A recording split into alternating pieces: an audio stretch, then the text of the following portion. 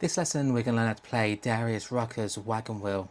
It's a really good song for beginner guitarists out there, and if you watch my other chord videos, I do cover these chords as well. Very easy song to play. So it's going to be G, it's going to be D, it's going to be E minor, and then it's going to be C. This is for the first bar.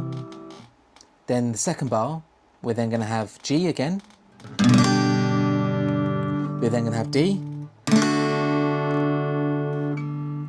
And then it's going to play out C twice rather than the E minor. The time of this song is 4/4. And it then repeats itself all over again. So the only thing you've got to remember is you're going to play G, D, E minor, C, then G, D, then C. G, D, E minor, C, G, D, C. Let's give that a go.